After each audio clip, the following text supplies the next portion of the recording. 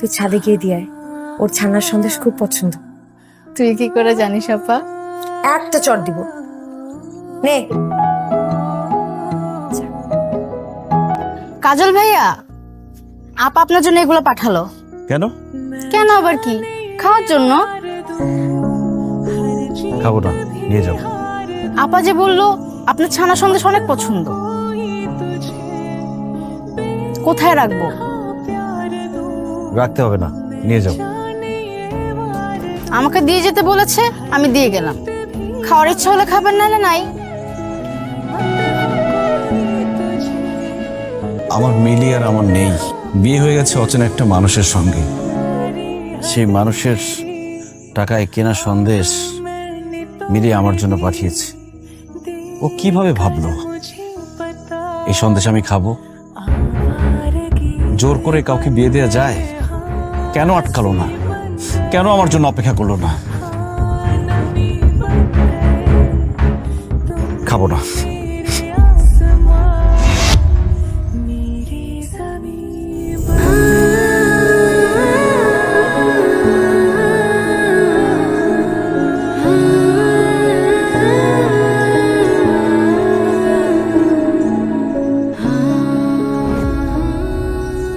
কোনো অপরাধ করলে আমি করেছি, সন্দেশগুলোর কি দোষ ছিল?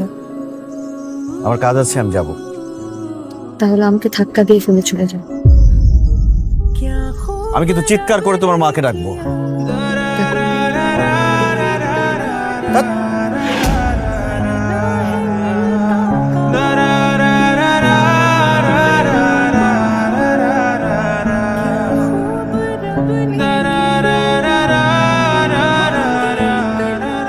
কতদিন পর তোমার স্পর্শ পেলাম।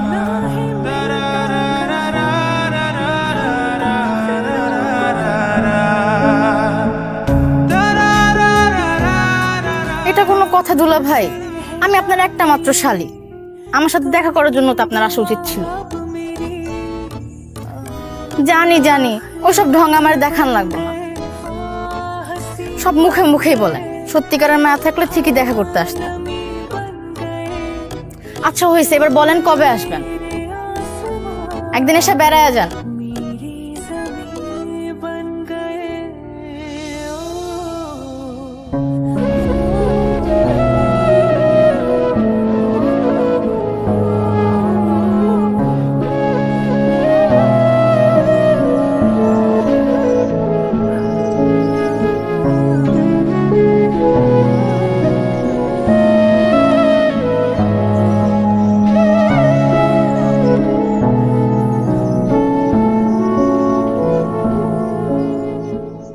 একটা দরকারি কথা বলার ছিল,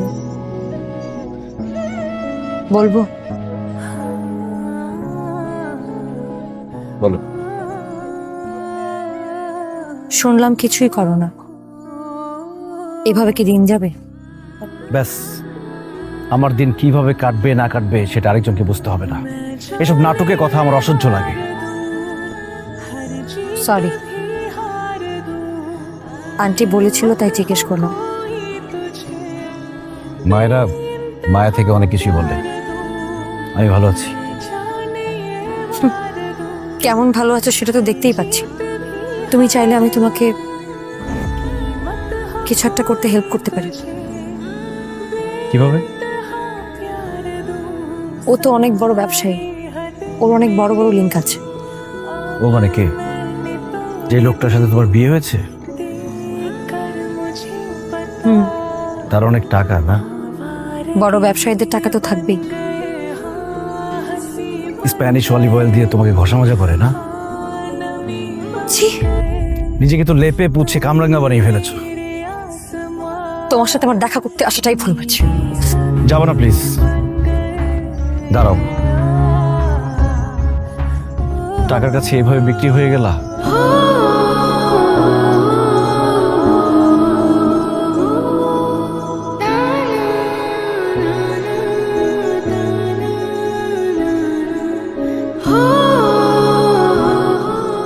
আমার কিছু করার ছিল না কাজল, তুমি থাকলে আমি ফাইট করতে পারতাম, কিন্তু তুমি তো জেলে ছিলে। আমি পালিয়ে কার কাছে যেতাম বলো? এখন তো আমি জেলে না, এখন তো আমি বাইরে, এখন আমি আর তোমাকে ছাড়ছি না। পাগলামি করো না প্লিজ, এমনিতে অনেক পাগলামি করে ফেলেছো। পাগলামি কিছু তো এখন এই তুমি।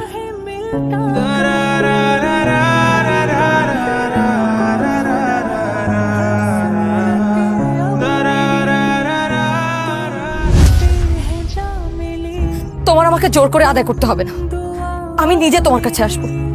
কিন্তু কেন আসবো বলো তো? কি আছে তোমার কাছে? তোমার পকেটে তো 2টা টাকাও নেই।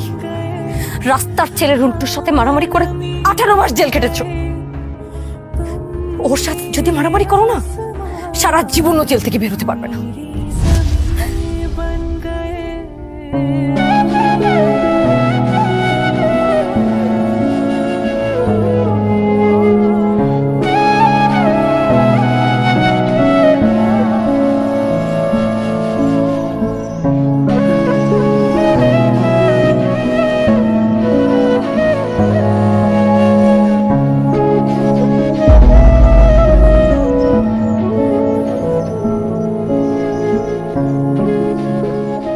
যাও না এখনো?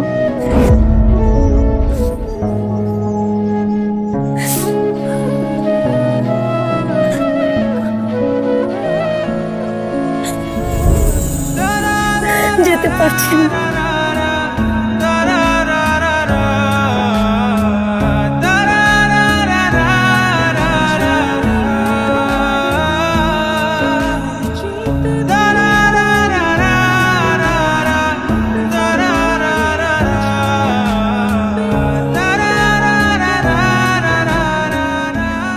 যাও।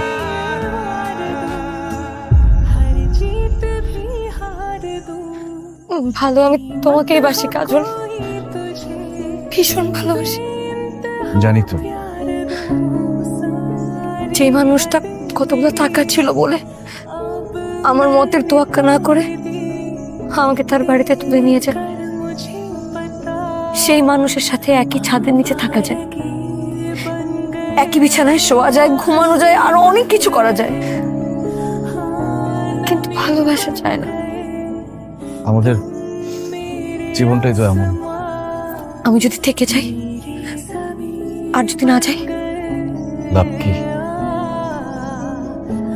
টাকার কাছে হেরে তো যেতেই হবে।